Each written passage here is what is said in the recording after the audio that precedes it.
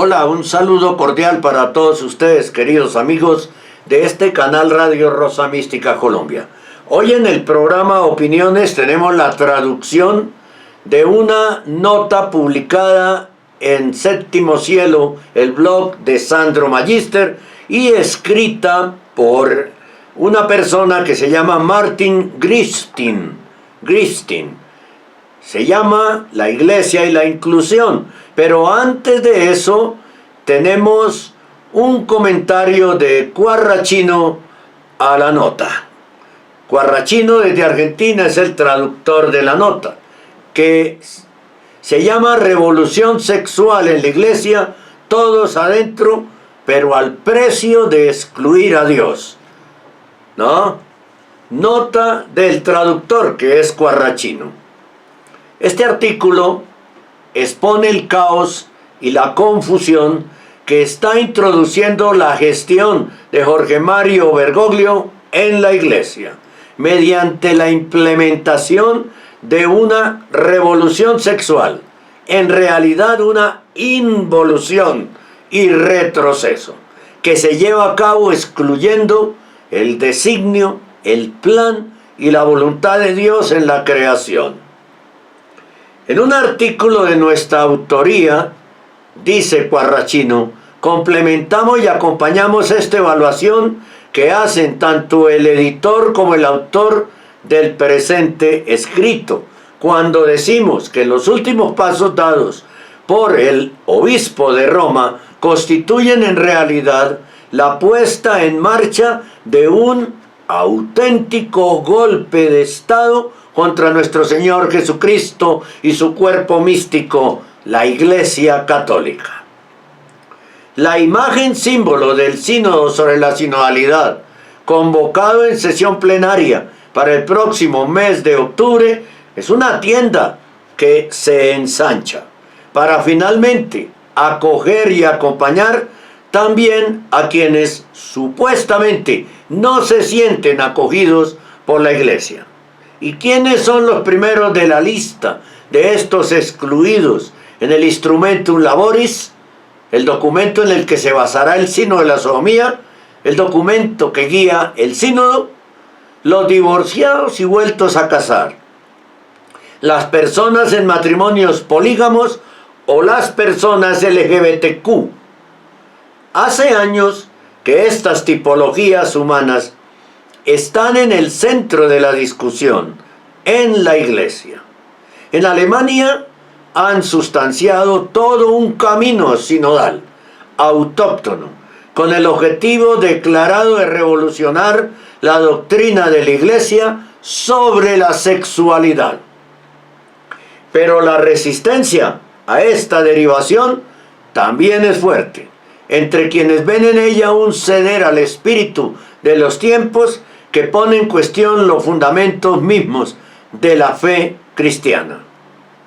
La siguiente intervención, la del artículo, se sitúa en esta línea crítica.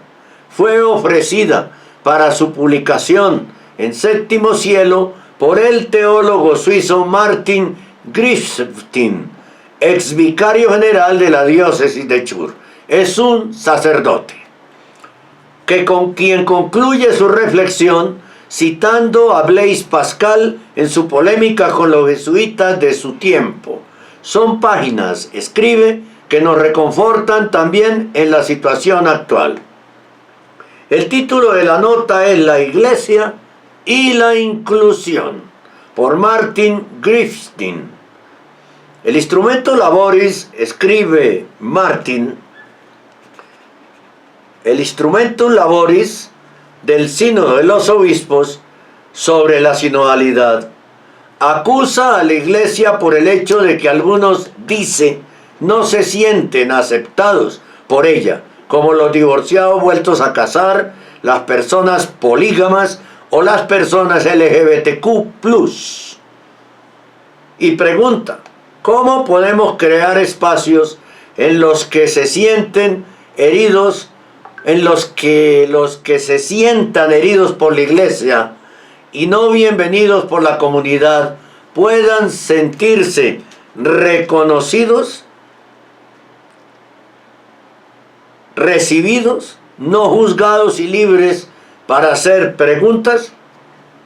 A la luz de la exhortación apostólica poxinodal Amoris Laetitia, ¿qué pasos concretos se necesitan para ir al encuentro de las personas que se sienten excluidas de la iglesia a causa de su afectividad y sexualidad? Por ejemplo, las personas divorciadas que se han vuelto a casar o que viven sin casarse, personas en matrimonio poligámico, personas LGBTQ+, etc.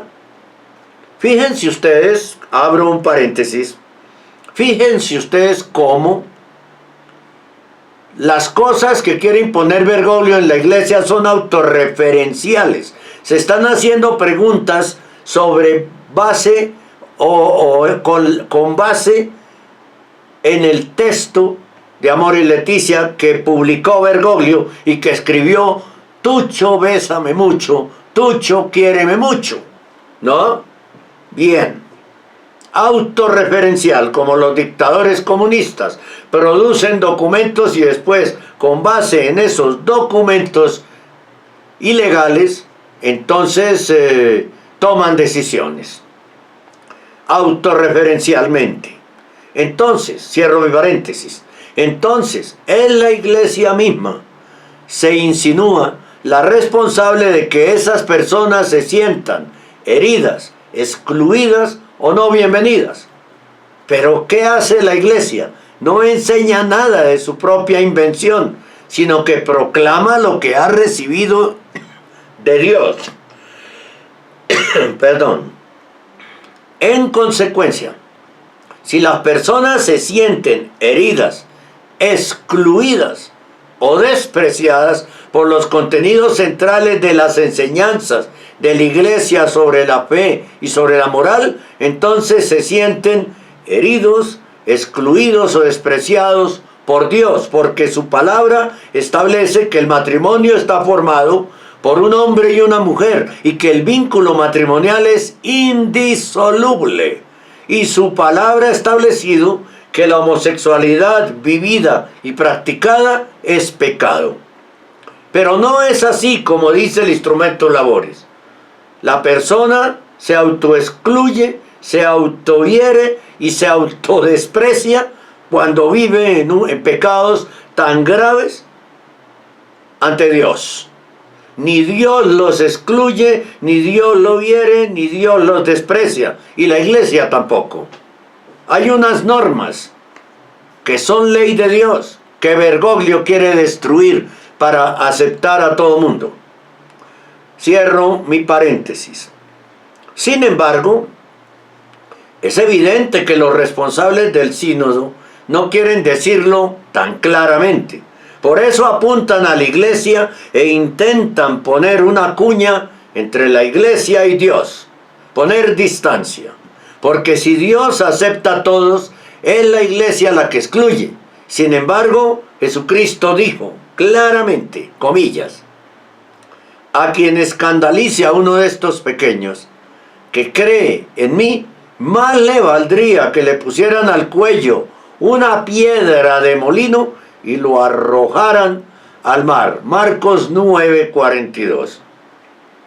Es muy curioso que los líderes sinodales parecen haber olvidado esta palabra no inclusiva de Jesús, y así parece que es solo la iglesia la que hiere y hace sentir a las personas que no son recibidas o son despreciadas. Pero no se trata de herir, de no recibir y de despreciar a nadie. Se trata de cumplir la ley de Dios. No hay otra alternativa para quienes nos consideramos católicos. Sin embargo, esta tesis tiene graves, cierro el paréntesis, sin embargo, esta tesis tiene graves consecuencias. Si durante 2000 años la iglesia se ha comportado de un modo fundamentalmente distinto a la voluntad de Dios en cuestiones esenciales de la doctrina de la fe y de la moral, ya no puede inspirar fe en ninguna cuestión. Pero entonces, ¿qué es lo que queda de cierto? ¿Qué es lo que queda de verdad? Lo que el instrumentum laboris da a entender desquicia o desquiciaría a toda la iglesia.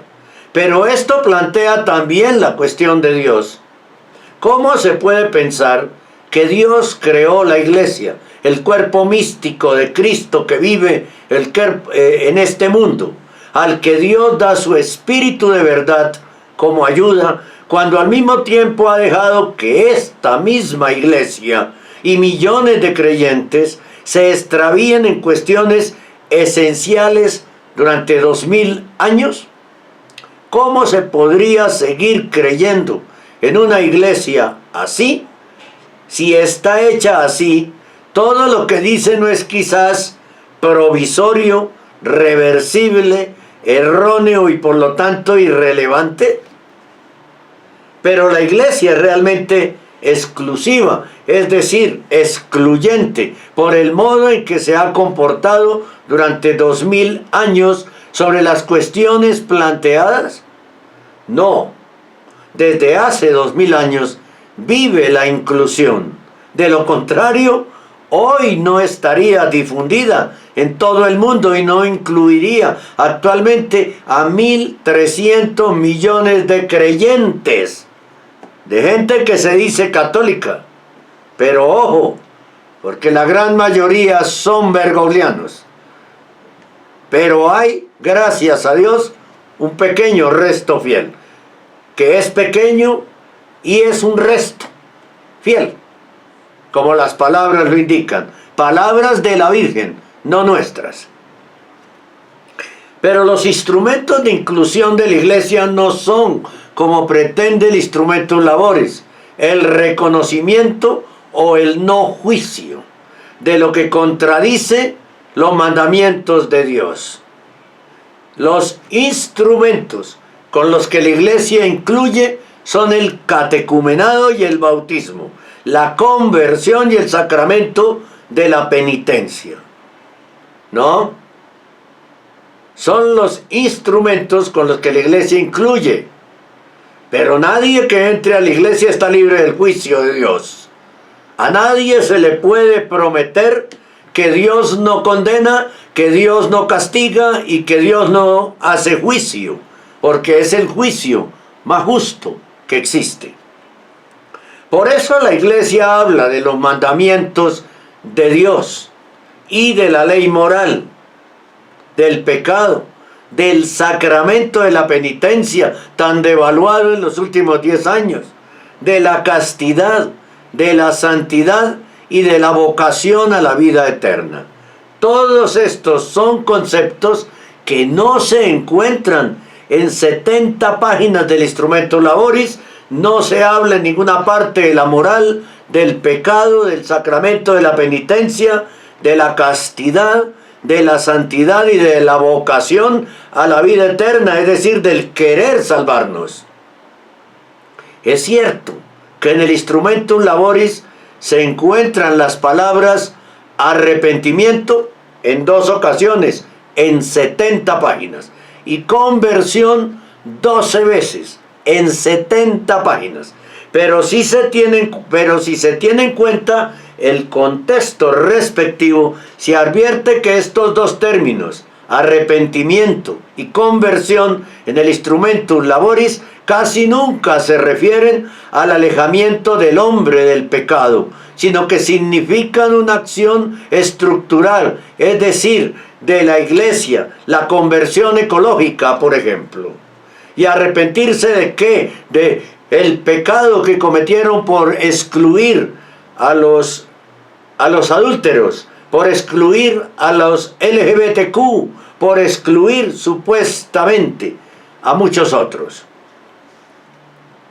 No es el pecador el que debe arrepentirse y convertirse, no, es la iglesia la que debe convertirse sinodalmente al reconocimiento de los que profesan que no quieren seguir sus enseñanzas y por lo tanto a Dios y aceptarlos. Así rechacen a Dios, así se burlen de Dios, así cometan sacrilegios, blasfemias y toda clase de porquerías.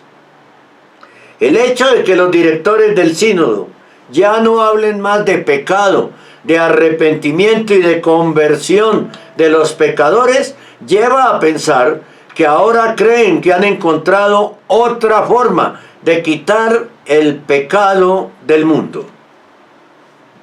Pero no es Bergoglio, paréntesis mío, no será Bergoglio, no serán los cardenales, no será el sínodo quien quite el pecado del mundo. Así lo quiten de los documentos y el arrepentimiento seguirán existiendo. El arrepentimiento es necesario para llegar a la presencia de Dios y rechazar el pecado y las tentaciones mucho más, y eso no se va a cambiar porque lo diga Bergoglio, o porque lo digan los cardenales, o porque lo diga el sínodo, o porque lo digan todos los ateos que van a participar en esta reunión de octubre. Cierro mi paréntesis. Todo esto recuerda los hechos narrados por Blaise Pascal, nacido hace apenas 400 años, en sus provinciales 1656-1657. En ellos Pascal hace frente a la moral jesuítica de su tiempo, que socavaba las enseñanzas morales de la Iglesia con una casuística hecha de sofismas, hasta casi transformarlos en su contrario. Y eso es lo que hace Bergoglio. En su cuarta carta cita a un crítico de Etienne Bauny que decía de este jesuita, comillas, «He aquí el que quita los pecados del mundo hasta hacer desaparecer su existencia con sus sofismas». ¿Quién es ese? Satanás, el anticristo, el falso profeta que está suponiendo que tiene poder para eliminar para quitar el concepto de pecado del mundo. No, porque no puede ni quitar el concepto ni puede quitar los pecados del mundo. Soberbia, non serviam. Continúo. Estas aberraciones de los jesuitas fueron posteriormente condenadas varias veces por el magisterio de la Iglesia, porque ciertamente no son ellos los jesuitas los que quitan el pecado del mundo, sino el Cordero de Dios. Y así sucede también hoy, a través de la fe de la Iglesia. Para Blaise Pascal, la forma en la que el engaño y la manipulación tenían lugar en la Iglesia tenía algo de aterrador y por lo tanto también de violento. En su 12ª carta nos ha dejado unas líneas que nos reconfortan también en la situación actual. Comillas. Blaise Pascal. Cuando la fuerza lucha contra la fuerza, la más poderosa destruye a la menor. Cuando los discursos se oponen a los discursos, los que son veraces y convincentes confunden y disipan a los que solo tienen para sí vanidad y falsedad. Pero la violencia y la verdad no tienen ningún poder una sobre la otra. Sin embargo, no creas que las cosas son iguales. Hay esta diferencia sustancial entre ellas, que mientras la violencia solo tiene un curso limitado por la voluntad de Dios, que hace que sus efectos sirvan a la gloria de la verdad contra la que lucha, la verdad subsiste para siempre y al final triunfará sobre los enemigos, porque es eterna y poderosa como Dios mismo. ¿No? Publicado originalmente en italiano el 1 de agosto de 2023 en el diario La República y en el blog Séptimo Cielo de Sandro Magister, sí señor, traducido al español por el querido amigo y colega argentino el señor Cuarrachino. Muchas gracias a todos por acompañarnos en este programa Opiniones. Esté pendiente de este canal. Si no se ha suscrito, suscríbase y oprima la manita con el dedo pulgar hacia arriba y también la campana para que le lleguen las notificaciones. Usted que se queja de que no le llegan las notificaciones, debe ser porque no ha oprimido la campanita que hay en esta página de Facebook. Perdón, de YouTube. Aquí en el canal YouTube, en esta página del canal YouTube. Muchas gracias. Dios les bendiga siempre y la Santísima Virgen nos proteja a todos.